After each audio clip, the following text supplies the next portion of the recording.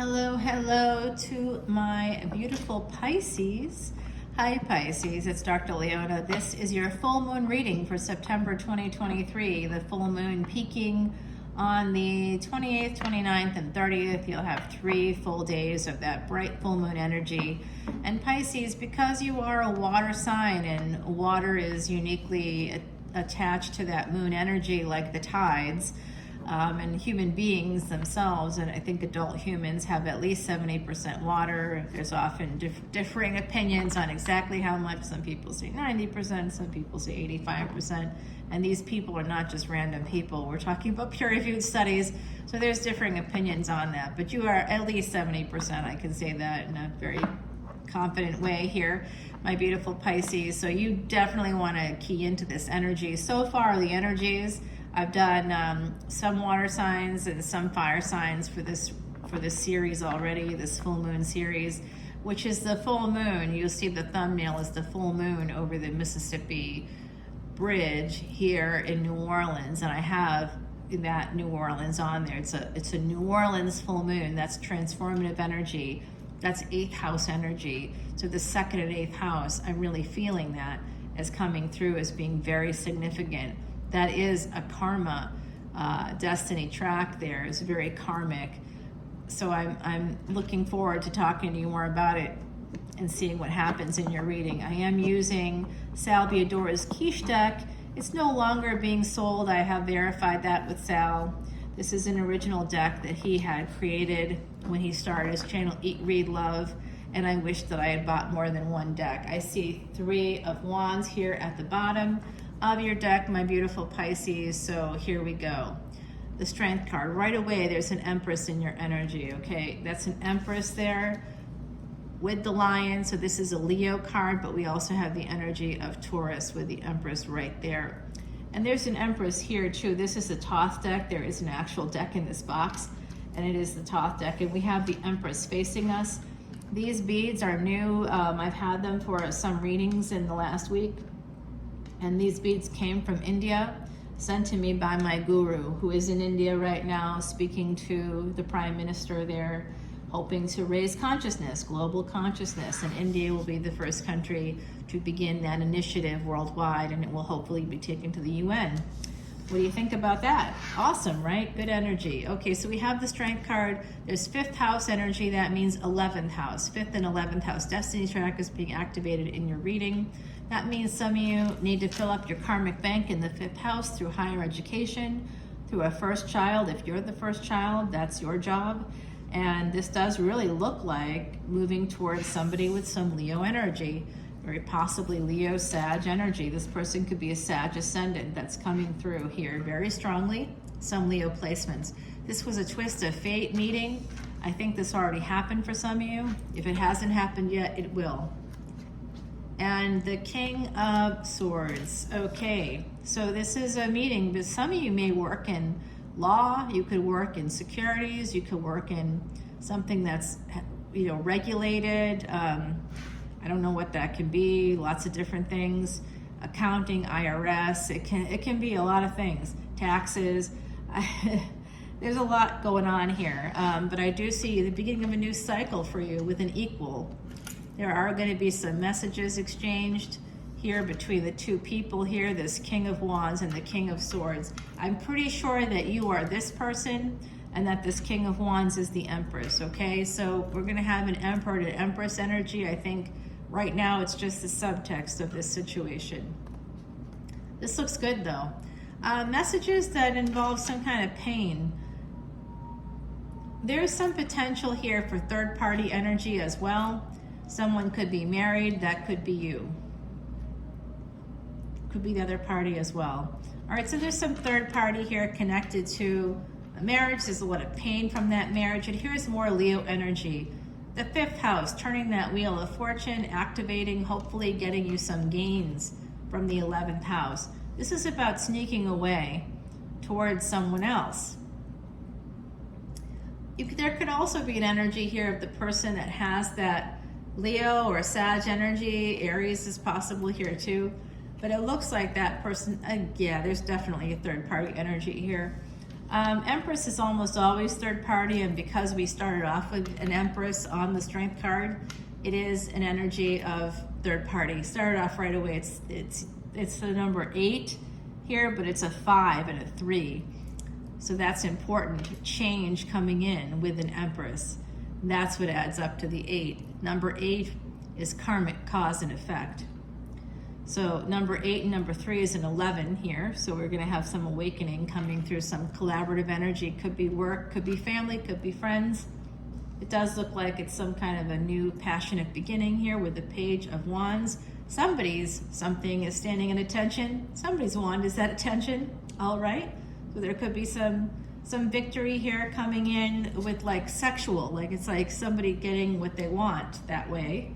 That could be you. You know, you'll have to let me know. Well, you don't have to let me know. You can drop your comments below.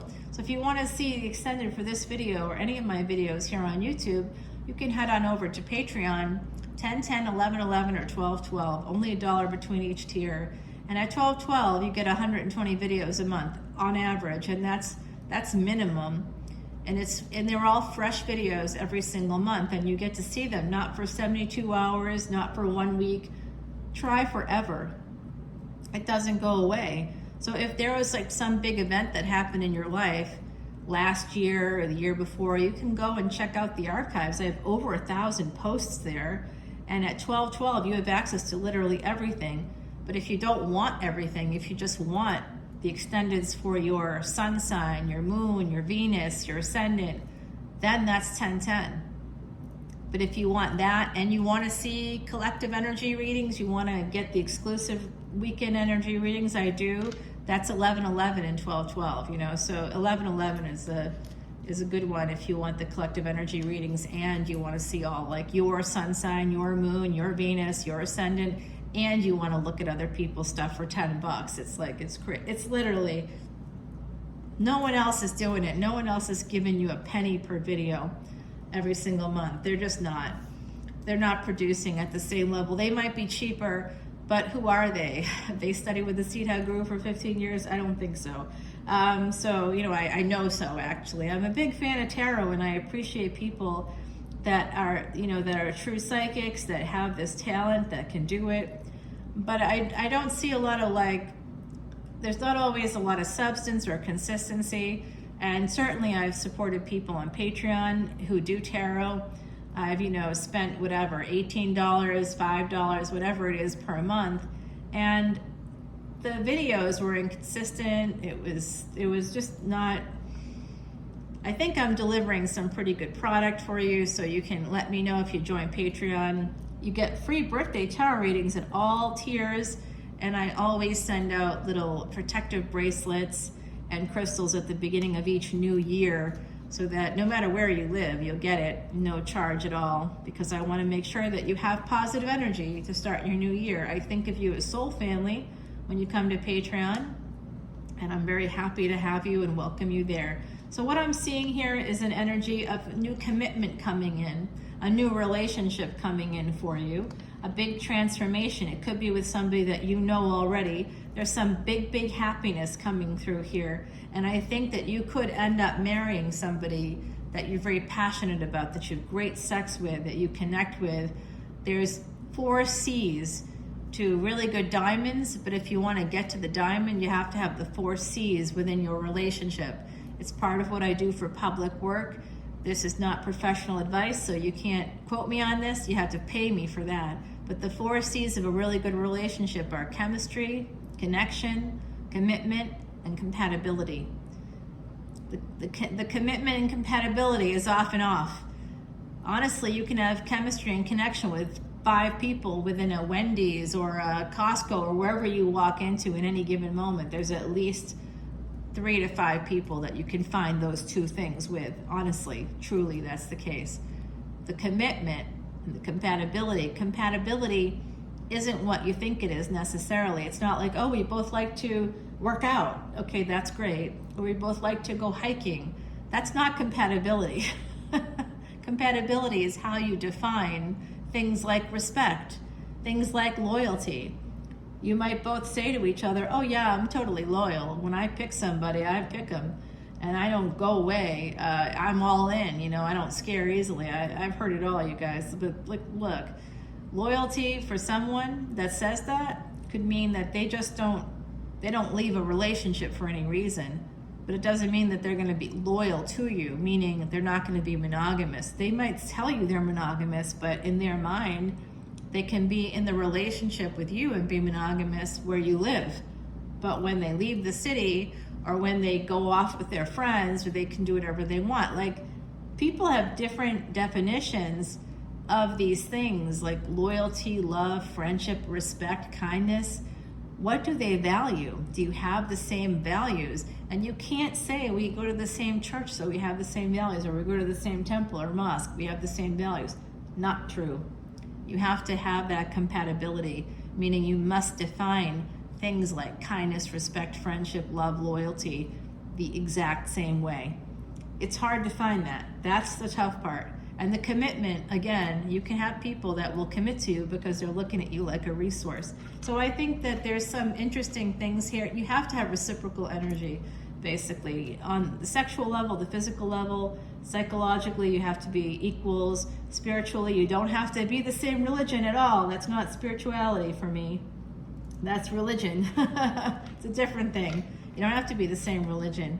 You don't have to even believe in religion, as far as I'm concerned. But it does look like someone's having some disappointment here. That's what's so slow. There's some sense here of missing out. I also think when I see Five of Cups, in this one you can see this person, there's 2 cups that are up, 3 down, and this person is focused on the 3 that are down.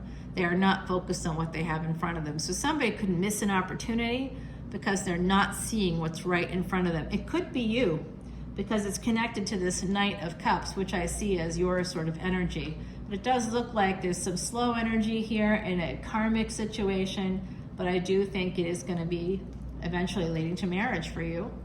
And we start off with the Empress, and we're going to end with the Emperor here. So it does look like divine counterparts coming in, but this Emperor may in fact be Aries, Scorpio. They could have some of that energy. The 3 of Wands at the bottom, this does have to do with some collaborative energy. We had that 3 of Pentacles here. You could work in similar fields or work together or have worked together on certain projects. It does look like someone's very nervous about another person walking away because maybe a person has done that in the past. I'm just going to raise my hand, Pisces, because I am guilty of, handling things not always very well in a relationship on any level. I may, get angry at somebody and feel like, so for me, how my mind works, it's very analytical. It's very much like a chess game in a way. I can see 50 moves ahead. If somebody says X, Y, Z, I understand the psychology behind that statement, and I understand that that psychology leads in that direction. So I will just say, okay, you're heading in that direction, I'm heading in this direction, we're at an impasse, see you later. We don't have to have a personal relationship at this point. We'll just keep it professional, or we'll just stay friends. You can contact me that way, but like the romantic part is just not going to happen anymore because you're heading in that direction, and I can see that, and I understand that. Even if you don't, I see it from my professional perspective. I work with clients all the time. They're always asking me, what does that mean? What is this person going to do? I already know. It's kind of bad because you can't watch any movie. In the first 5 minutes of the movie, I can kind of tell you where it's going to go.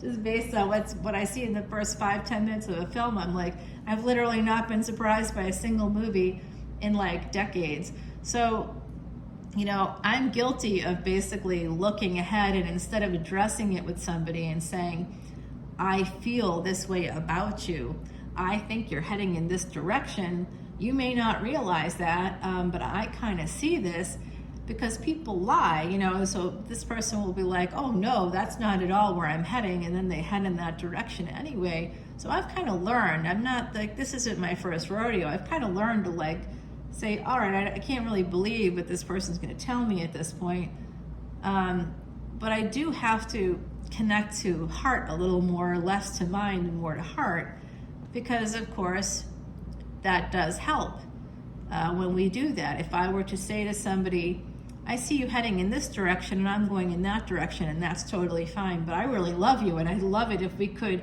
walk in the middle, you know, somewhere between there together, that's like a better way to go.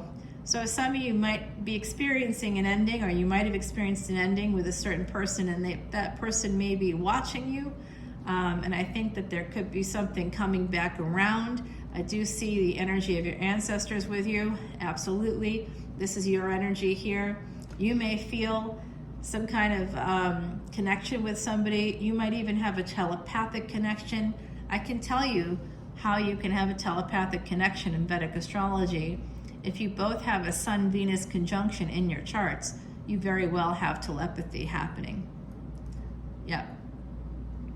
Interesting. There is definitely the energy of singlehood coming in after an ending, but there's also this wonderful energy of Ace of Wands. Let me get some cards here to clarify. I'm going to clarify using the Timothy Lance Archeon deck. I have this energy of protection. Someone's being very guarded here. So I do see that something may have ended abruptly, and it was probably something like what I'm talking about, where someone sort of assumed the other person was going in a different direction, and instead of having a big discussion about it, which like wasn't on the table for one of the people, they just didn't want to talk about it because they didn't want to be lied to. So they just sort of said, all right, we're done, and nice to know you. See you when I see you. And then maybe the two of you came back together. So someone here may not trust that person that's more willing to walk away wouldn't do that again. And that is a problem, right? Because if you're very decisive and you're able to like compartmentalize and say, all right, this is going this way, you don't want it to end, and it's not like the love ends for me or something like that when I do that. It's not at all the case. But I just have learned that people lie.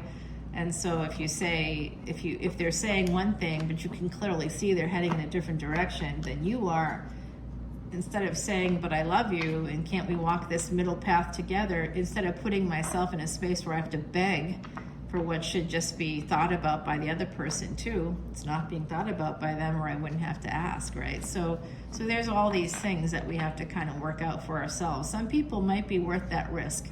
And maybe that's something that's a lesson being learned here in this relationship that I see evolving between an Empress and an Emperor. That's you and a divine counterpart. We do have 7 of Pentacles here at the bottom of the clarifying deck, so there's some stagnation. There's some, again, I did tell you someone's watching you. And this Emperor is the one that's watching.